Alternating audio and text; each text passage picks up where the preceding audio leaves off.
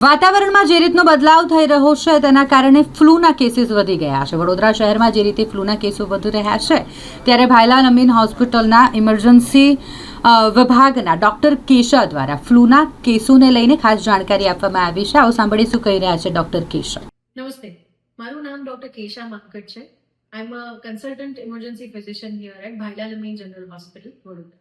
આજે આપણે ફ્લૂની બાબતમાં વાત કરવાના છે. ઇન્ફ્લુએન્ઝા, જેને આપણે શોર્ટમાં ફ્લૂ કહીએ છીએ, એ એક નોર્મલ વાયરલ બીમારી છે જે આજકાલ ખૂબ પ્રચલિત છે. ઘણા બધા પેશન્ટ અમારી પાસે સોર થ્રોટ એટલે કે ગળામાં તકલીફ, થૂંક ગળવામાં તકલીફ, ખાંસી, શરદી, તાવ અને શરીરનો દુખાવો, માથાનો દુખાવો લઈને આવતા હોય છે. આ બધા લક્ષણો ઇન્ફ્લુએન્ઝા એટલે કે ફ્લૂના છે. આ ઘણી બધી પ્રકારના હોય, જનરલી A, B, C અને D. C અને D કેટલ એટલે કે હ્યુમન્સમાં જોવા નથી મળતા.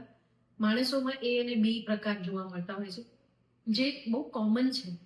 કોમનલી તમને શરદી થાય, ખાંસી થાય, તાવ આવે, આ બધા ફ્લૂના લક્ષણો છે જે આપણે નોર્મલ સાદી પેરાસિટામોલ અને ખૂબ સરખા ફ્લુઇડ ઇન્ટેક એટલે કે પાણીથી ટ્રીટ કરી શકીએ છીએ. ફ્લૂમાં કંઈ ડરવા જેવું નથી. ફ્લૂના સિમ્ટમ્સ તમને આવે તો તમે દવા લઈને એને અટકાવી શકો છો. પૂરતા આરામ, ઘણા સરખા પાણી અને ખૂબ સરખી રીતે લીધેલી પેરાસિટામોલ જે પરફેક્ટ ડોઝમાં આપેલી હોય એનાથી જ આનું નિવારણ લાવી શકાય છે. ફ્લૂની સાથે સાથે કોઈને ખૂબ ડાયાબિટીસ હોય, કિડનીની તકલીફ હોય, હૃદય રોગ હોય તો એમની સ્થિતિ થોડીક વધારે ગંભીર હોઈ શકે છે, પણ એમાં પણ ગભરાવા જેવું કે પેનિક થવા જેવું કશું નથી.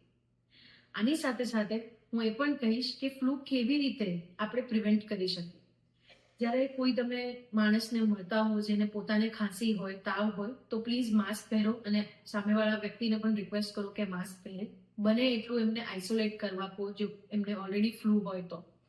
નેક્સ્ટ, નાના બાળકો જે સ્કૂલમાંથી આવી ઇન્ફેક્શન્સ લઈને આવતા હોય છે, એવા બાળકો માટે ખાસ તમે ઘરે એ ધ્યાન રાખો કે બીજા વૃદ્ધ કોઈ ઘરમાં હોય એને ખાસ એ લોકો થોડાક દૂર રહે અને ખાસ આગળ જઈને મળે નહીં.